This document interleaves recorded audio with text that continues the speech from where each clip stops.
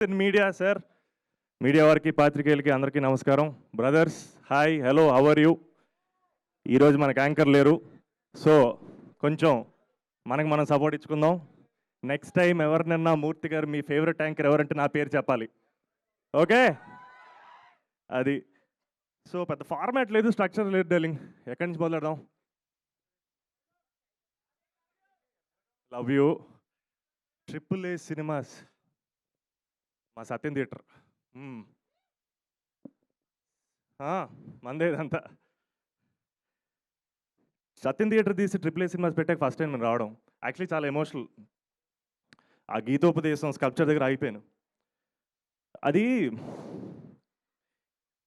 ఒక సినిమా అభిమానికి, సినిమాని ప్రేమించే వాళ్ళకి, మనలాంటి సినిమా పిచ్చోళ్ళకి సత్యం థియేటర్ ఇస్ ఎవ్రీథింగ్. ఆ గీతోపదేశం స్కల్ప్చర్ గురించి ఎందుకు మొదలెట్టానంటే ఎక్కడో చాలా సింబాలిక్ మనందరికీ.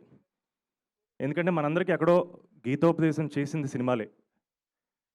అండ్ ఈ థియేటర్లోనే మనం చాలా నేర్చుకున్నాం. సో నాకు అందుకే సినిమా ఈజ్ జస్ట్ ఎంటర్టైన్మెంట్ అంటే నేను ఎప్పుడు ఒప్పుకోను. సినిమా నాకు చాలా నేర్పింది.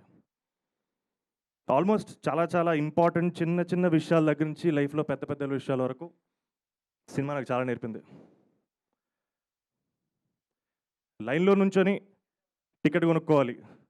ఫస్ట్ వాళ్ళు కౌంటర్ ఓపెన్ చేయాలి, మనం రావాలి, లైన్లో నుంచోవాలి. మనం కౌంటర్ వరకు రీచ్ అయితే, ఇది బుక్ మై షోకి ముందు ఇదంతా, కౌంటర్ వరకు రీచ్ అయితే టికెట్లు ఉండాలి. మన favourite hero first day first show cinema చూడాలంటే ఓపిక నేర్పింది, పేషెన్స్ ఉండాలి. సో బేసిక్లీ అది కెరియర్ అయినా, సక్సెస్ అయినా, ఇల్లు అయినా, ఫస్ట్ కార్ అయినా, మన లైఫ్లో అన్ని మంచి విషయాల కోసం మనం వెయిట్ చేయాలి.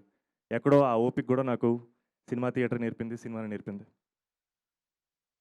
సో పారాసోషల్ రిలేషన్షిప్ అనే కాన్సెప్ట్ ఉందండి, ఈ మధ్య చదువుతున్నాను దాని గురించి. నేను మనం చూసే సినిమాల్లో పాత్రలు, వాళ్ళ నటీనటులు, ఆ సినిమాలో ఈ తెర మీద మనల్ని మనం చూసేవాళ్ళు మన లైఫ్లో పార్ట్ అయిపోతారంట.